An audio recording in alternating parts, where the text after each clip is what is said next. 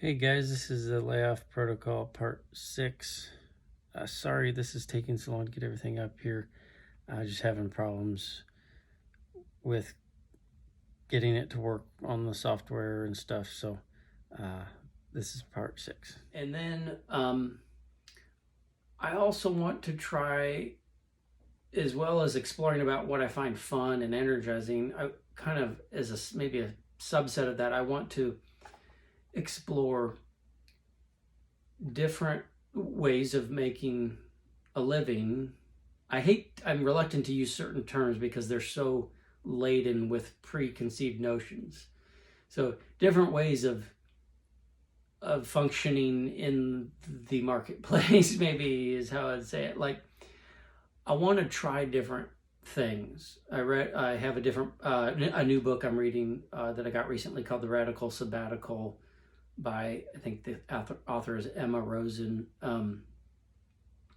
It was published in 2018 or 19, and she's a young woman, and she calls it the quarter life crisis because at age 24 she quit her perfect job that she was killing her soul, and did 25 different jobs in 1 year. And she talks about this concept of a portfolio career, which is kind of interesting because this concept occurred to me one day before I'd even heard the term, and I was thinking, I was like, I've done all these jobs over the years and I just didn't care for any of them. I didn't really believe in any of them that much, wasn't passionate about them. And there was things I knew I was a little more passionate about, but I didn't go that direction because I didn't feel like it was what I should do. And so what I essentially did was I hollowed out my portfolio or my curriculum vitae. I hollowed it out of anything that I'd actually want to do and filled it with things that I hate.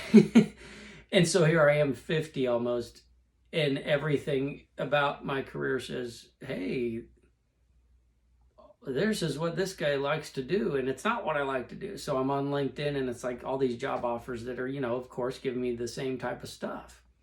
It's like, that's not what I want to do.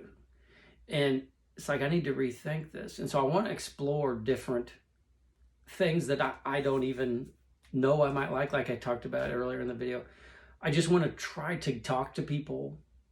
I'm going to try to reach out to people like this. That's what this lady did. She just reached out to a lot of people, and people let her come spend a day with them at their job or job site or whatever, or a week or 2 weeks. And she did anything from architecture to I can't remember. I'm drawing a blank at the moment, but she did 25 different things. Or it was archaeology. I said architecture accidentally, and journalism, police dog training. I mean, she just anything she thought of that seems mildly interesting. So I want to kind of do something similar, but I think I'd rather focus more on talking to entrepreneurs that started original businesses that did something original. I don't even like the word business because it's, like I talked about before, laden with so many preconceived notions, but it's like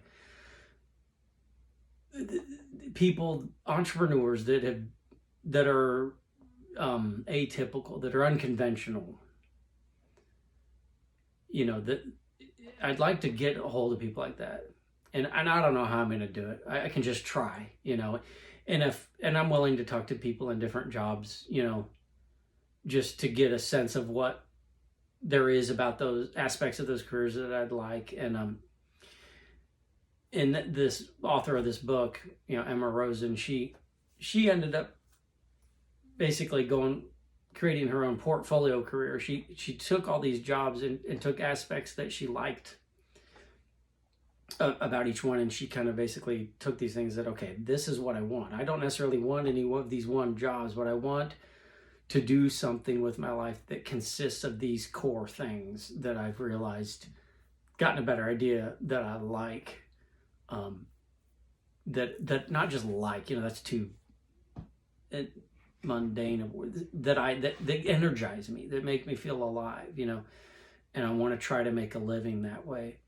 And so that's what I'm going to try to do. And I feel chaotic compared to, the last 12 years just working every day, oftentimes working overtime, and so, working a lot, and going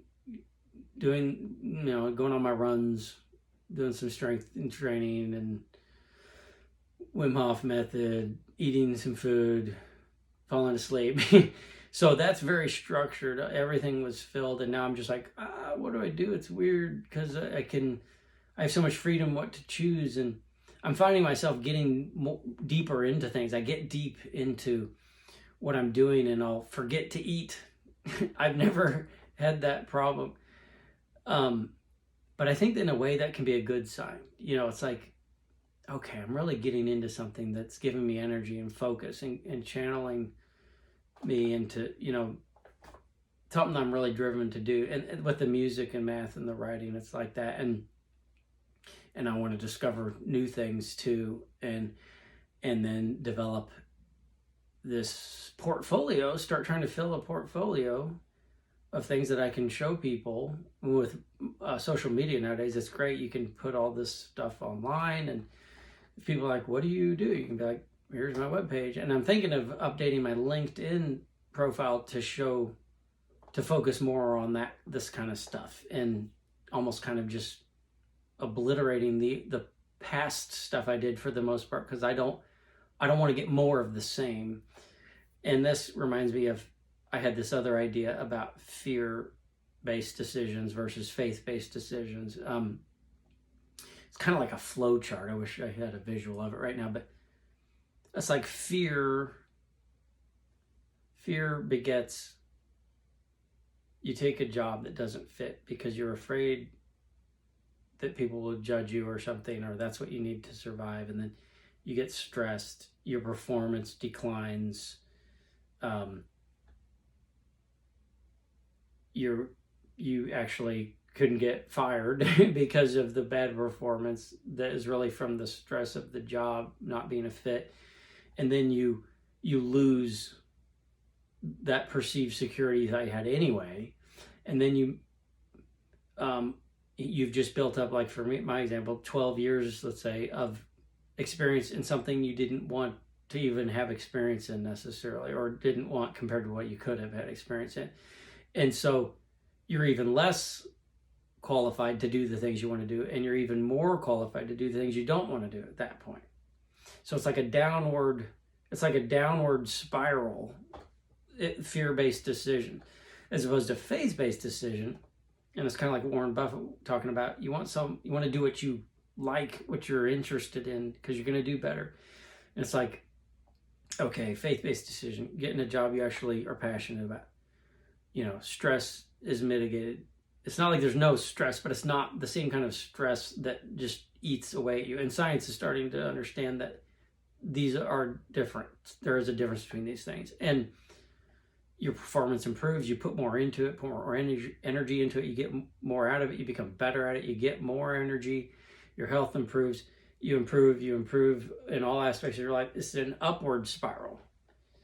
And I know this is all theoretical, but I mean, it's pretty, I think it maps onto reality fairly well based on what I've lived and what I've read and seen other people live. And so I wanted to just kind of give that concept in there. But so the wilderness, it's scary, it's chaotic, you don't know what's going to happen, but you make structure, and you make some peace. I think part of it is making peace with some chaos. It's like you got to be more flexible, and you can be, but it's like I'm not naturally a flexible. I tend to be more rigid, and I don't even know if that's who I really am anymore. That's part of the whole thing. Is like like with the first thing, finding out what you even like. It's like I just know at this stage of my life I have become pretty rigid, and so I'm trying to make peace with the chaos because I know there's good in it that can come out of it. It's kind of like going after the dragon, going into the dragon's lair. You don't know what the layout of the dungeon is, or You don't know what's around the next turn. You know, it takes courage. And so you've got to try to make some structure so you can at least move forward and function in any given moment. And then, of course, there's money. You know, when you're in the wilderness, how do you've left the, you know, Egypt where they gave you your food, clothing, shelter. Now you're like, okay, how do I get money? And that's a whole nother topic. I would refer you to a YouTuber whose name is Timothy Ward, W-A-R-D. I believe I'm saying that correctly. He is basically done. He left the slave jobs and he just made his own way. And he lives an original life through a variety of means and talks about different ways you can do it. And he has a lot of different ideas. But, you know, there's gig jobs, and I mentioned some of these before, and, you know, contract work and things like that. So now, if I have to take a 9-to-5 job, which, if I'm being honest, I imagine it's probably pretty likely that that's where I'll end up potentially. Yeah, at least at that point, you kind of understand yourself better. You know, I want to use this unemployment time to kind of try to break out of that and understand myself as well as possible and to learn as much as possible. But then you can at least come into a 9-to-5 with a different paradigm, and you understand what it is, and you hopefully you're getting into one that is a lot better fit after you've learned all this stuff, and you might land in one that's not really a jail, you know, a prison situation for you, you know. And that's one thing I want to say: if you like your 9-to-5, just own it, just go for it, make it a 9-to-5 and more, you know, just go the distance with it, and just make your life as fulfilling as possible with it. And so I'm not just saying that any job is horrible, but certainly most jobs aren't great fits for people in my experience. So if I have to get 9-to-5, yeah, that'll be the way it is. I'm still applying and have interviewed for jobs and things. So it's not like I've closed that door completely. And you know, just when you go into one, try to make sure it's something you believe in, you're passionate about, that's going to energize you. And it's hard to always know what it's really going to be like. As anyone knows that's done jobs, you know, it might look like it's going to be one thing, then you get in there and it could be a complete nightmare with the department you're in or something. And so, and if that's the case, you know, you now know, hey, you have things hopefully going on the side, you know, with gigs and contracting, your portfolio being built up, and you can have a better chance of being able to escape again and break out of it and be okay financially. And, you know, so, and look at it as more of a temporary thing, you know. So, and then the last thing is the promised land, you know, and that's where you have flexibility, where you are your own man or woman, you know. You're not a slave to a master, some horrible boss or company culture, and you have freedom, you know, and you have this strong foundation of a portfolio of things that you are passionate about, that you can build your life in a career. I hope you enjoyed part 6, and I think there's actually going to be one more part after that. It seems like the length of the video is the problem, so I'm having to break it up into very small videos. Okay, thank you.